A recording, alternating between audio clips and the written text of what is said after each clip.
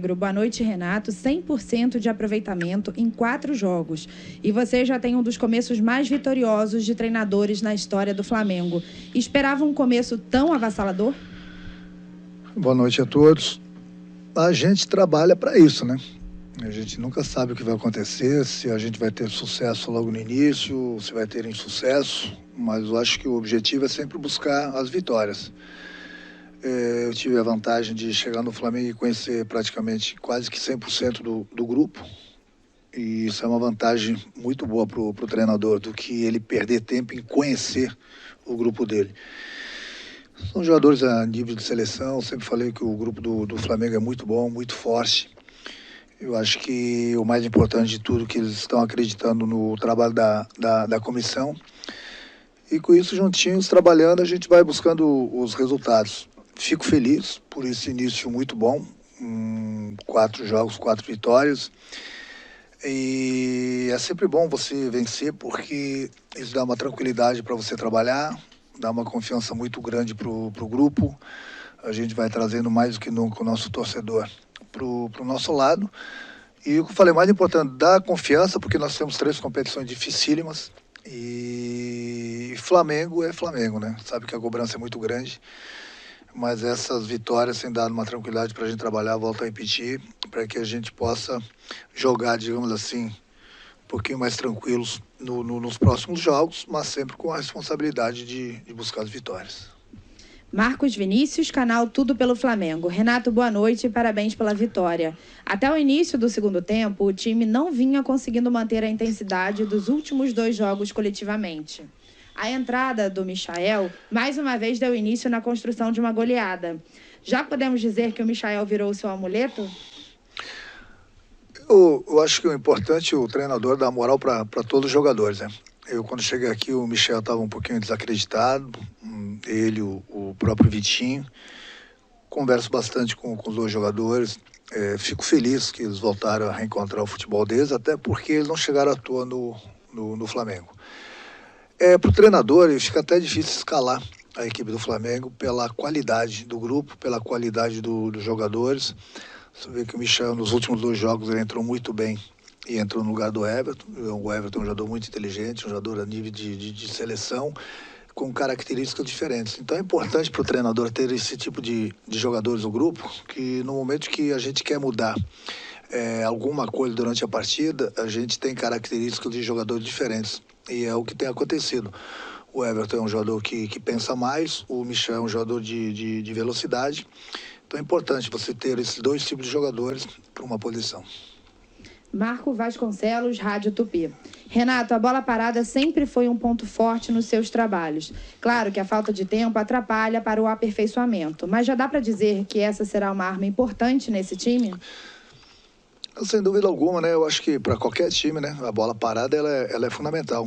Mas o mais importante de tudo é você ter os bons batedores, coisa que nós temos, e os bons cabeceadores. Não adianta você ter gente muito boa de cabeça se você não ter o batedor, ou vice-versa. Então, apesar do pouco tempo que a gente tem treinado bastante, tanto na parte defensiva como na parte ofensiva, e a gente tem tirado proveito disso.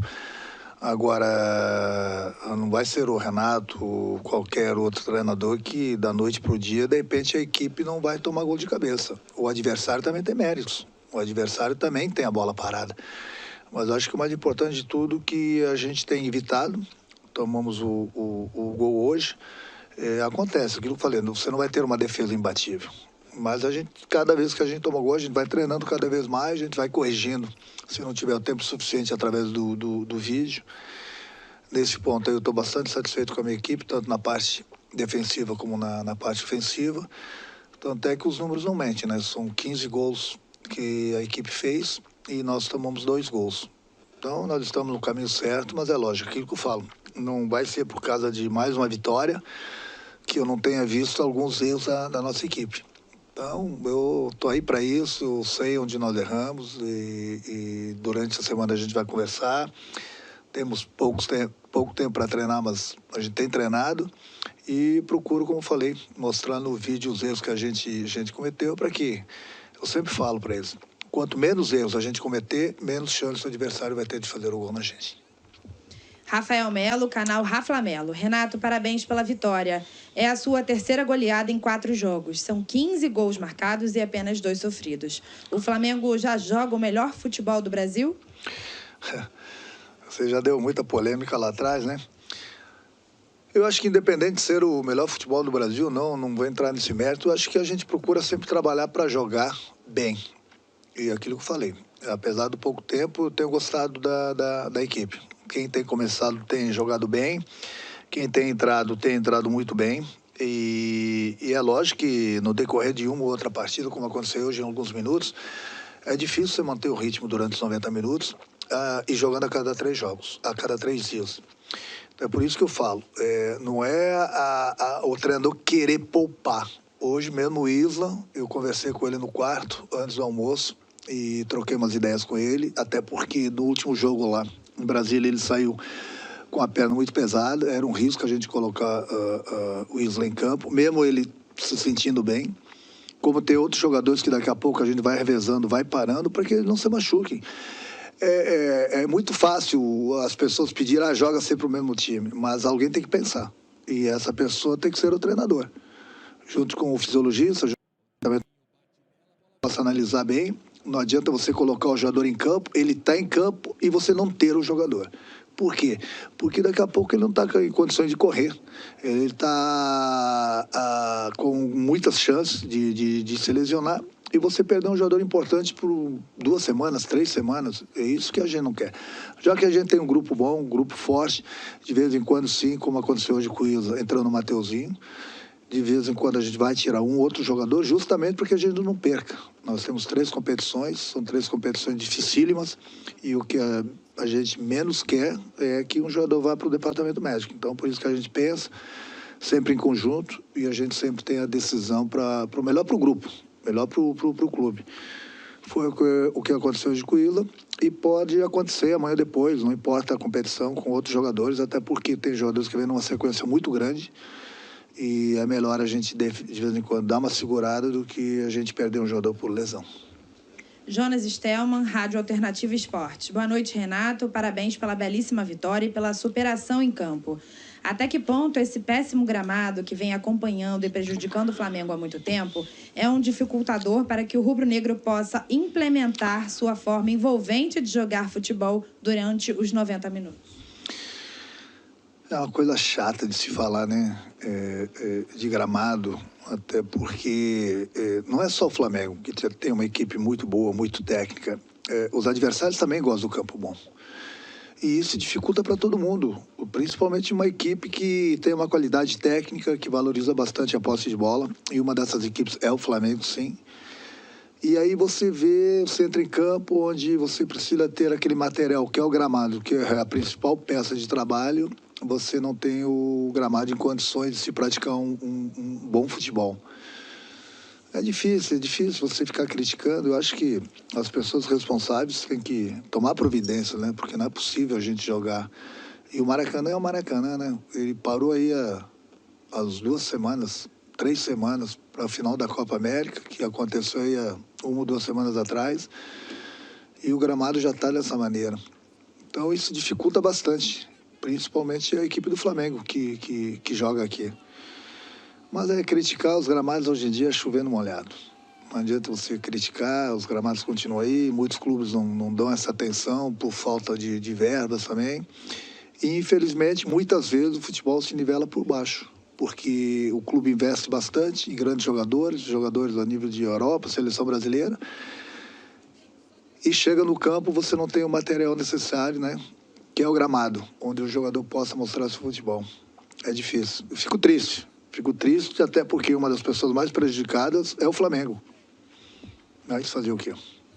Monique Danello, TNT Esportes. Renato, boa noite. Nos últimos encontros, o São Paulo vinha sendo uma pedra no sapato do Flamengo. O quanto uma vitória desse tamanho é importante para esse grupo, nesse sentido de quebrar esse tabu também? Um dos assuntos que eu falei para o meu grupo hoje na pré-eleição é que tinha que esquecer isso.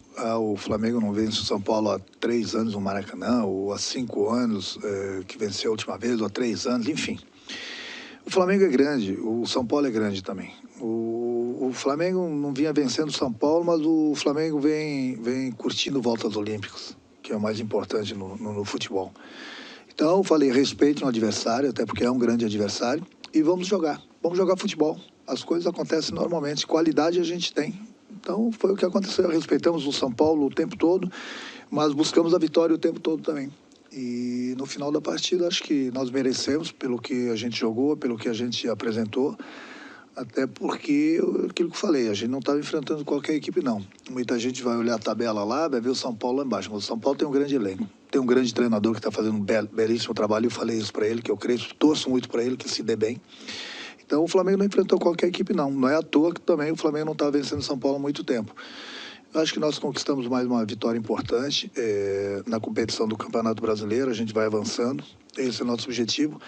Independente do adversário, a gente sempre vai respeitar, independente se o Flamengo está muito tempo sem vencer, ou se está ganhando também todos os adversários. Cada partida é uma partida e a gente tem que buscar a vitória como a gente fez hoje.